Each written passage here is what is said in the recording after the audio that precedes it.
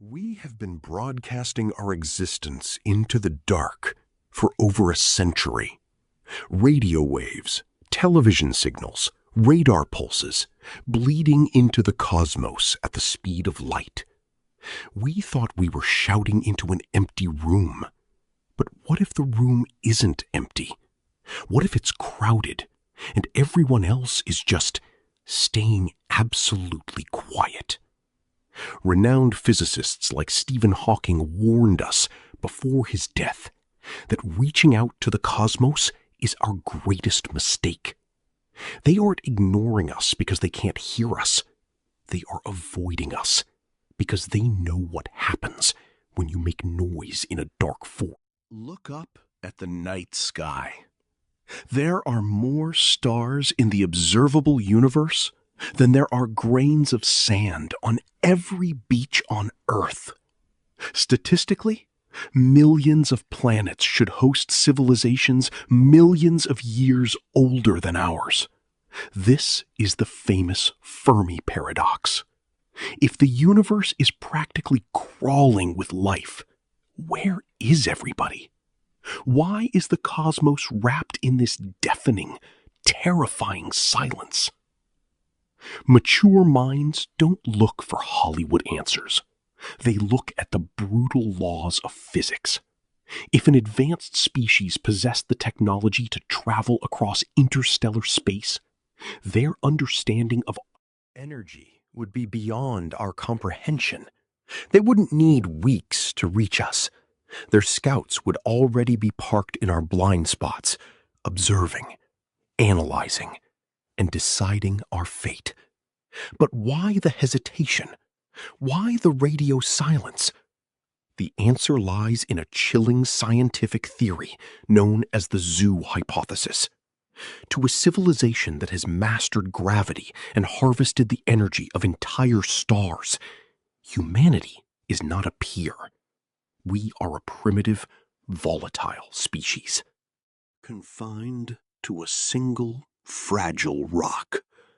They have quarantined us, treating our entire planet as a cosmic sanctuary or a laboratory.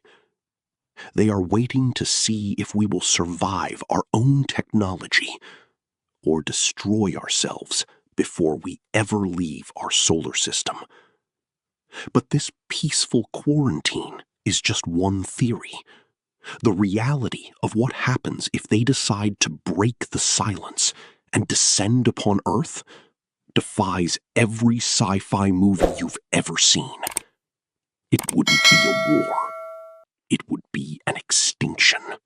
And if they choose extinction, it won't look like Hollywood.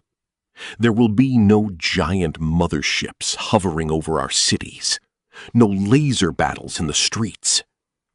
The laws of physics dictate a much cleaner, much more terrifying reality. An advanced civilization wouldn't waste resources invading our atmosphere. They would destroy us from the comfort of the deep cosmos. Think about kinetic energy.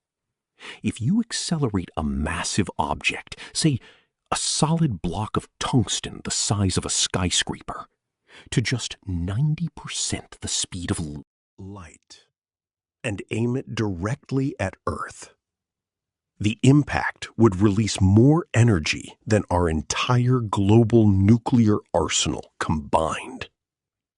In a fraction of a second, the crust of our planet would peel back. Oceans would instantly vaporize, and the atmosphere would ignite into a global firestorm. We wouldn't even see it coming. The object would travel almost as fast as the light reflecting off it. One moment, we are looking at the stars. The next, everything we have ever built is turned to ash. This is how a truly advanced predatory species operates. They don't fight wars. They sanitize threats. They look at humanity A species that is rapidly developing artificial intelligence and nuclear capabilities, and they see a virus that needs to be contained before it spreads. But what if they don't want to destroy the planet itself? What if they just want us gone? The secondary option is far more insidious, and it relies on a concept we understand all too well: biological warfare. But not the kind engineered in a lab, a completely natural, microscopic devastation. When Christopher Columbus landed in the Americas, he didn't just bring soldiers. He brought smallpox, devastating the native population who had no immunity. Now imagine pathogens from a completely different evolutionary tree. Microbes that have adapted to environments we can't even conceive. If an alien probe entered our upper atmosphere and released a payload of extraterrestrial bacteria, our immune systems would be completely defenseless. It wouldn't just be a pandemic, it would be a total biological reset. A silent, invisible wipeout that leaves the planet's resources perfectly intact for whoever wants to claim them next. But the most unsettling possibility isn't an orbital strike or an alien plague. It is the sheer gravity of their presence. If a massive, interstellar vessel, a craft engineered to bend space and time, were to enter our solar system, its mere arrival would disrupt the delicate celestial mechanics we take for granted. As it approaches our orbit, the gravitational wake of such immense mass would pull at our oceans, triggering catastrophic, unprecedented tsunamis that would swallow coastal civilizations whole. The tectonic plates would shift, awakening supervolcanoes that have slept for millennia, throwing enough ash into the sky to blot out the sun for decades.